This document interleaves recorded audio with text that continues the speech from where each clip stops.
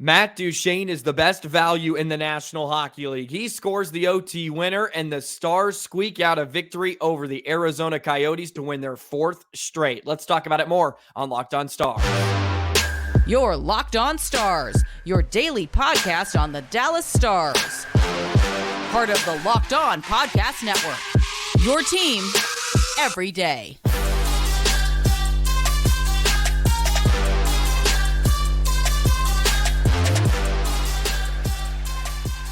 Howdy, Stars fans, and welcome back to another episode of Locked On Stars, part of the Locked On Podcast Network, your team every single day. It's a pleasure to be with you. I'm Joey Erickson, former producer of 105.3 The Fan and play-by-play voice of the Chippewa Steel. Be sure to subscribe. We are free and available wherever you get your podcast and on YouTube. And as always, thank you so much for making us a part of your day and making us your first listen. Matt Duchene in overtime. Bing bong, Stars fans. How about it? As Matt Duchene continues his tear and has become the X factor for the Dallas Stars. This is all they needed to rewrite all of their overtime woes, I guess. A beautiful setup by Tyler Seguin, too. And don't forget about Seguin's beautiful breakaway goal to force this game to overtime because the Stars tried to give it away. Man, it was a roller coaster of emotions in that third period as the Coyotes made a late push, and they made it very interesting. And the Stars earned a point, I guess, maybe. More like gave it away. And they eventually get the full 2 points thanks to Matt Duchene. We're going to touch on a whole bunch of stuff today. We'll talk about the Stars decor too. Without Thomas Harley, I thought it was a good game from the back end, all things told, and the Stars have won 4 straight. A great way to begin your 5-game homestand. Look, I said it yesterday. It was going to be a good test. Coming back off a road trip, you go 3 for 3. You can sometimes lay an egg at home. We've seen the Stars do that in past to begin a homestand, and they almost did. They played really well, though, off the hop. They had a good start. They were all over Arizona. Jamie Benn did not have a great pass to Miro, put him in a real tough spot. He had trouble to handle it. And then Clayton Keller, of course, beats Jake Ottinger. And Ottinger wasn't great in this one either. He has not been as sharp in the last few starts. He did not look like himself against Minnesota. The rebound control is just a bit wonky right now for him. And he was not fantastic in this one against Arizona as well.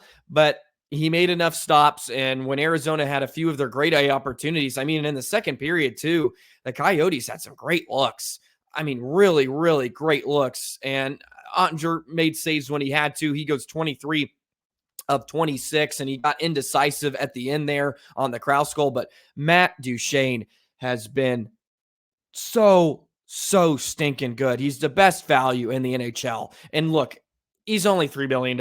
I get it. And it's a 1-year deal. He had the chance to play everywhere. And his stick says try Texas. Well, he's trying the entire wonderful Lone Star State, and it's working so far. He's got 13 points now in his first 14 games. He picks up a 2-point night. I mean, the stretch pass to Seguin to spring him in. Oh, just a dandy. And then Seguin buries it on the backhand, and great work from the two as well. On the OT winner, Duchene just crashes the net. He just makes things happen. He's such a playmaker. I did not know he was this creative and I guess just so skilled and fluid. You watch him on a nightly basis now. Why wasn't people handing him, $8 million? I may be a bit facetious, but like, why are you not handing him the bag? Like, take my money, take it. He's just been so good and he's fit in so well. He makes the line so good. I know we touch on it night in and night out, or day in and day out here on this podcast, but you just can't say enough. He ends up with 12 scoring chances himself in the contest. The line was just really good, creating chances. And the Stars, for the most part, were very good for the majority of the hockey game.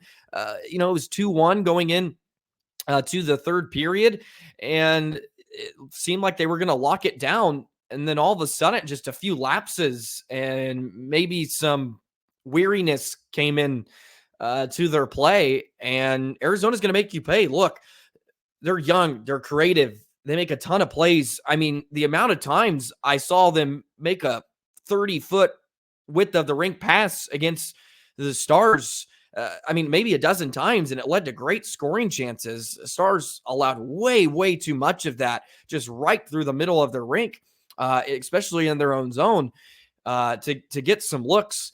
And they got a few to go, and next thing you know, you think they were going to steal a win out of Dallas, but fortunately, the Stars able to hold on and get the victory. Very, very interesting night. Fast-paced, not a lot of whistles, up and down, and just taking a look at some more of the numbers. The Stars at 5-on-5, the numbers show they really dominated. I don't know if it was that much of a discrepancy or much of a gap. Stars had 34 scoring chances against the 15 of the Coyotes. 14 were high danger of those 34, and it shows they really dominated at 5-on-5. And for the most part, I think they did for long stretches, and they hemmed in Arizona. They were much better on their board play this time around. They just won a lot of those battles and kind of stick fights, especially on the walls. And they did a great job of getting the defense involved. The Lindell goal was beautiful. Lundqvist going down the right wing, and then he feeds Lindell trailing, and that's the goal scorer Esa is, right? He goes right through the wickets of Amelka and beats him to open up the scoring for Dallas as the Stars surrendered their first goal. But the Stars are now 5-1 in one goal games. So that's a good sign as they take this one 4-3, pick up the full 2 points. They go 1 for 4 on the power play. They, of course, capitalize. The Roope Hintz goal is beautiful. The one-timer, the good fake from Heiskanen up top. He slides it over, and Hintz loads the bazooka and buries it. The other power plays looked okay. The 5-on-3 was not as dangerous as you would have liked. That whole stretch where it was a critical point in the hockey game late in the second period. The Stars had a chance to put this team away. You score one there, it's over against a young team like Arizona. And credit to the Coyotes. They killed that almost perfectly. Did not give up a ton of grade A looks. Robertson probably had the best chance, and even then he was, a bit above the hash marks, and Vejmelka made a glove save on it. But other than that, nothing to really report from the power play. But they cash in, which is good news. 2 straight games with a power play goal. We have not seen that very much. So good to get one in. Seguin with a couple of points in the affair too. He was really good. Pavelski picks up a point on the Lindell goal. As he continues a strong stretch of play here. Some more, Matt Duchene had the biggest offensive impact. He was graded out very, very high. So did Esa Lindell, who played his best game of the season. He was excellent. He cut down a lot of gaps. He used a good stick. He made some really, really smart plays on some outlets to spring some guys, or at least, clear the zone, which was a good sign in a game you would think would not really favor Esa Lindell, with very, transition hockey game, neutral ice play, turnovers at one end, some broken plays. And he played a really, really strong game, which was great to see. So we'll touch on a bit more of this decor in general without Thomas Harley, of course, who, if you have not heard, I'm sure you have by now, but he is day to day after the hit he took against Duheim in Minnesota in the second period. And DeBoer does not believe it's going to be long-term. He is not in concussion protocol, which is a silver lining. We'll see when he rejoins the club at some point. But the Stars have a few off days here. I didn't know the game was till Saturday, to be completely honest. The games are starting to roll. I was like, oh, yeah, Thursday they'll play Colorado. And then they got 3 days off now. So we'll have plenty to get into throughout this week. But a good win. Bing bong, Stars fans. Matt Duchene, best value in the NHL, folks. Number 95. God, he's looked good so far. And a beautiful OT winner as the Stars squeak out a victory. Let's touch on this decor, who I thought played very strongly. They played very strongly against Arizona, and what it's going to look like without Harley moving forward. And we'll do that in just a moment. But first, today's episode is brought to you by Sleeper. Sleeper is a great way to play daily fantasy hockey. Stars fans, A new NHL season has brought all sorts of possibilities. Jason Robertson could score 50 goals. He was close last year. The Stars, of course, could lift the Stanley Cup, and you could win big by playing daily fantasy hockey on Sleeper, the official daily fantasy app of the Locked On NHL Network. Sleeper is our number one choice for daily fantasy sports, and especially daily fantasy hockey, because with Sleeper, you can win 100 times your cash and daily fantasy hockey contest. And you don't have to just play daily fantasy hockey. You can play NFL, NBA, college football, of course, is getting close to their mecca of the national championship, all that stuff as bowl season rolls around. But we all know you want to play daily fantasy hockey. You have studs to choose from, the McDavids, the McKinnons, the Robertsons, the Haskinens of the world. And all you got to do is record more or less on Sleeper projections for things like goals, assists, saves, stats like that. And you can win 100 times bet on Sleeper. You need to correctly predict the outcome of 8 player stats. You heard me, Stars fans. You can win 100 times you're playing money on daily fantasy hockey with Sleeper. So start paying attention, nail those picks so you can start winning big. Use promo code LOCKEDONNHL and you'll get up to $100 match on your first deposit. Terms and conditions apply. That's code LOCKEDONNHL. See Sleeper's terms of use for details and with location availability. So we got our first look at this Dallas Stars decor without Thomas Harley, who, of course, is now day-to-day after a really bad hit he took from Brendan Duchene in Minnesota. The more I looked at it, the worse it seemed to get. And probably fortunate Harley is not going to be out much longer, or at least for an extended period of time. That's at least the message that was relayed to us from Pete DeBoer. But, Joel Hanley stepped in, and I touched on it too. He's so capable. He's a zero-sum player. He's not going to provide a ton of offense, but he's not going to give up much as well. And once again, I didn't notice him a whole lot in the game. I did notice him more doing positive things, which is a great sign. And all you could ask for out of him. It's his second game of the year. We're, 15 games into this thing. By the way, the Stars are at first place in the Central Division. I got to make sure I mention that every single podcast. They are in first place in the Central Division as they pick up another 2 points. And Hanley, I thought, played a really, really strong game. As I mentioned, Esa Lindell was just phenomenal. His best game by far. Just made a ton of great plays, especially on the defensive end. He was good on the kill. Him and Akinpaw did some good things.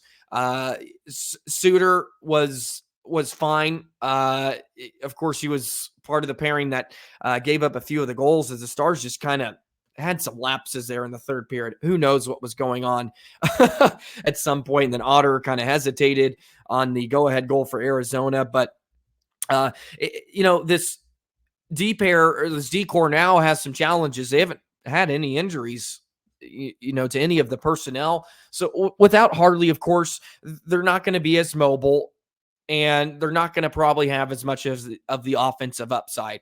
Harley provides good size, and he's been off to a great start offensively. I think he's got 7 points so far on the season, and he was really coming into his own.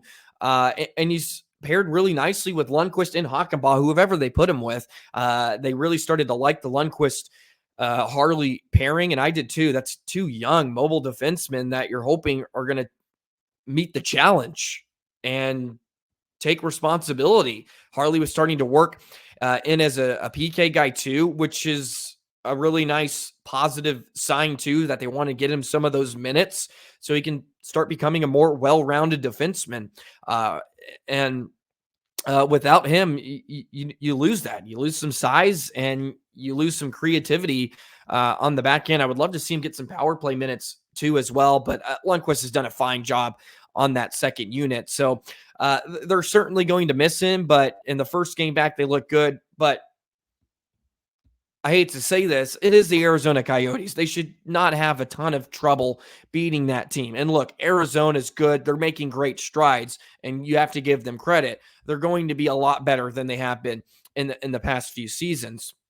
But when the Stars have some great opponents coming into their building here, and the next 2 out of their 3, they got the Rangers, Vegas during this little home stretch they have. Also Colorado, of course, on Saturday. That's the most imminent one. So I'll really dive into it more and take more out of those games than I will against Arizona. But I thought as a team, they played very connected. And I think it was a style of game that suited both of these teams. It was a track meet, a lot of transition play, a lot of speed coming into the offensive zone, trying to work the puck through the width of the rink. Arizona did a little bit better at that. The Stars probably needed to be a bit more direct. And there was a lot more chances that both sides could have that they kind of squandered themselves. There was not a lot of time and space out there. Every time you looked up, there was somebody on you. Had to get the puck in and off your stick in a hurry because Arizona is a hungry forechecking team. And for the most part, I think the Stars did a great job of spelling that. They did not get hemmed in very often. They did for a stretch in the second period. I believe it was the second when I think Haskin and Hakanpää were out there for almost 2.5 minutes. But they won a ton of draws, which helped that. But in the grand scheme of things, for a hungry team that Arizona was, and they pushed, I thought the D-corps in general did a great job moving the puck, using their partners, great support, and finding outlets. That was huge to relieve some of that pressure and not give up too many grade A chances, even though, of course, they gave up more than you would have liked. So Thomas Harley definitely going to hurt in his absence. Fortunately, it looks like he'll be back sooner rather than later, and they will definitely need him because he's just been off to such a great start, and this is going to be, of course, his first full season in the NHL, and he's starting to get some more games under his belt, and he was really coming in to his own. But the Stars did well in his absence. Big shout out to Joel Hanley. He just comes in and does his job, does the right thing, and if he can pitch in offensively here and there, that'll be a great sign. He had some looks. He was pounding some pills towards the net. As the Stars create a lot of havoc. They were busy in front of the Coyotes net. They have been in the last 3 games. It's something I've noticed. They're putting a lot of pucks in the crock pot, so to speak, and they're winning those battles most of the time, creating rebounds and just getting second chance opportunities. How about the Pavelski one late where he put it off the post? Almost beat the buzzer there. So a good sign that the Stars are doing fine, at least so far, one game into this. We'll see more as some stronger opponents come into the building. But the Stars have won 4 straight. We got a mini little win streak, and they're just playing consistent, which is good. They were very sporadic in the first 7 to 10 games, and you're seeing it start to come together. Fully healthy, of course. Now Harley's out, but the lines are playing so good. Duchene, who I've touched on, I love him. Dutchie, baby. He's been so good. So let's talk a little bit more about this 4 straight win streak, and we'll just touch on more about how great the Dallas Stars are. They are first place in the Central Division. Do not forget that. We'll do that in just a moment. Today's episode of Locked On Stars is brought to you by Jace Medical. Jace Medical is a wonderful opportunity, folks. I know we spend a lot of time on here talking about the wins and the losses. A lot of wins lately, which has been nice, who starts and who sits, but I'm thankful for Jace Medical. I just learned that they can get you a 1-year supply on ED medications. You realize what that means? Bring on extended travel, bring on the next natural disaster or supply chain issue. You are covered, my friend. You don't have to worry about whether or not you can refill your generics like Cialis, Viagra, all those different prescriptions. And this is possible because our friends at Jace Medical. You've heard me talk about the Jace case. Go online right now at jacemedical.com to receive your 12-month supply on your daily medication. Remember to use promo code LOCKEDON at checkout for a discount as well. A verified customer had this to say about Jace. I am thankful for the service. Supply chain issues caused me to cut my pills in half. I ordered most of my daily meds with a year supply. I also ordered the antibiotic kit. I feel secure now. Prices are lower than local pharmacies. I highly recommend this for everyone. If you or someone you would love to get some peace of mind by having a 1-year supply of any daily med, go to jacemedical.com right now to see if it's offered for you. Remember to use promo code LOCKEDON for $20 off your first purchase.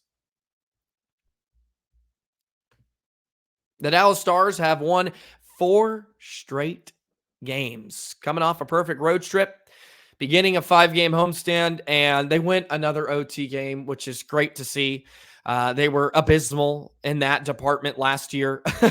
So it's nice that they've won a few already. Of course, they won on opening night and plenty more. By the way, I want to get this out there. Locked On has now launched the first ever national sports 24/7 streaming channel on YouTube. Locked On Sports Today is here for you 24/7, covering the top sports stories of your day with the local experts on Locked On, plus our national shows covering every league. Go to Locked On Sports Today on YouTube, and you can subscribe as well to the first ever national sports 24/7 streaming channel. Of course, I realize you like the Stars, and you're going to come back every day, of course, and we're going to talk the Dallas Stars.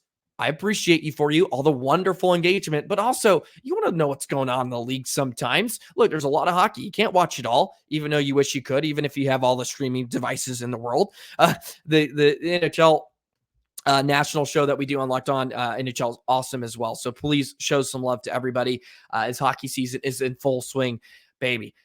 Man, the Stars have been very, very good in their 4 wins. And a key department of that has been the dots. They're winning a ton more faceoffs.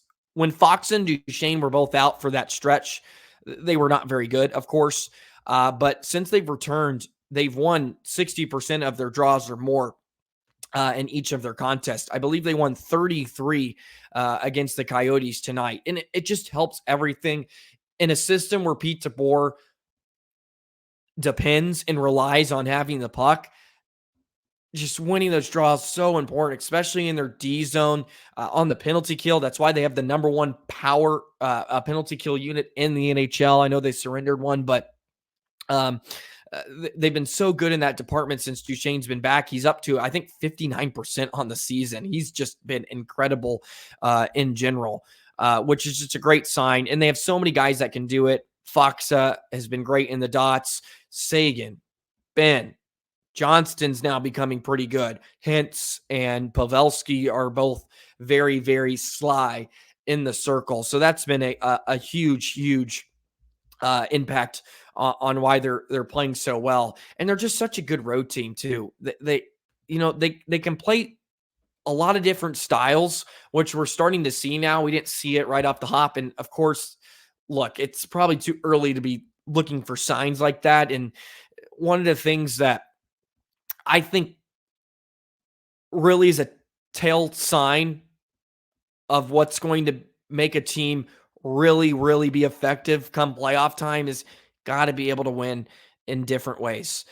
And we've seen that now. They can win on the road. They can shut down opposing offenses. They can get great goaltending from both of their netminders, to be completely honest, and Ottinger and Wedgwood. And the last two, Ottinger hasn't been great, and the Stars can still win. They can win the special teams battle. I mean, they put up 7 special teams goals a few nights ago. They chip in on the power play here. They can be physical. I haven't seen a ton of that. That wasn't going to be the case against Arizona. But, there's some signs of life from different sides. And now they're so deep offensively. I mean, a Stars team has not been this deep in 2 decades. I mean, even when they were boat racing everybody in 2015, 2016, I don't think they were as deep as this team with the amount of guys they can have that are really elite, talented scorers and playmakers. I mean, Duchene and Seguin are very, very quality 2-way forwards on your third line. And fourth line for Dallas has probably been the most consistent out of all 4 of them for the entire season. I mean, you kind of know what you're going to get. And Craig Smith has been another great addition. That's going to be underrated from day one. Does not play a ton of minutes, of course, but just so effective when they're out there. The Corsi for percentage for that line in general was 92. It's the highest on the team. They only played 7.5 minutes. I get it. But when they're out there, they're creating chances and they're making things happen. At points in the last few seasons, that fourth line has been kind of the shutdown fourth line where, they're not going to spend a ton of time in the offensive zone, but they're not going to give up anything in the D zone. And I mean anything. They were always kind of that shutdown. Now they're playing a bit more in the O zone, and they're not giving up as much still. It's the same, but a bigger upside. And it's the cliche of your best defense is playing offense. And it's just great to see. And they're rolling off forward. DeBoer just picking them up, putting them down, put them on. Let's like stack some shifts together. And they have been lately. And the top lines looked very dangerous. Robertson looked very dangerous in the game. Unfortunately, could not get one to go through. Is yet to score a goal, on home ice this season. But he had a ton of opportunities, just unable to beat Vejmelka, who was a busy boy in between the pipes for the Coyotes. But either way, Stars get a victory. It was not pretty by any means. Look, they had a huge lapse in the third period. They get the job done. They pick up a full 2 points, and that's all you can ask for sometimes. Look, they were a bit weary, I think, for coming on the road. They get it's a big win, an important one, because you got these 3 days of rest. And it would have been a very, very tough one to take. It would have been a gut punch if you walked out of there with less than 2 points, because you got this nice little stretch. Everybody can rest. Otter will get the rest he needs. He'll probably go on Saturday. I like that they started him. Like I said, I had no idea the game was on Saturday. And I'm like, well, yeah, of course you're going to play Ottinger, try to get the win. And it almost slipped out of their grasp. Once again, really, really appreciate all the great feedback and the engagement on all the past few videos. It's been fantastic. Love engaging with you guys, and it's been fun too. Stars are on a roll, so it makes everything better. We don't have to be as grumpy and angry, I guess, about the way the Stars are playing. They're playing very, very good hockey right now, and hopefully they can keep that up as we inch closer and closer to Thanksgiving. Be sure to follow me on the Joey the Jet 19 at the Twitter and the X universe. As always, we are free and available on YouTube and wherever you get your podcasts. Locked On Stars, baby, your team every single day. That will do it for today's episode. Enjoy the rest of your Tuesday. I'm spitballing a few things for the rest of the week. I know we have some time here, so if you have any ideas, throw them out there. I don't know. I kind of want to touch on Ken Hitchcock a little bit too, going in the Hall of Fame. That was awesome. There's tons of things we could kind of get into as we have some time to just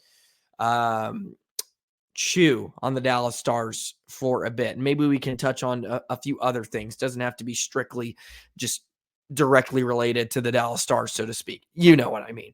Anyways, you guys have a great rest of your day, and we will see you tomorrow. So long, Stars fans.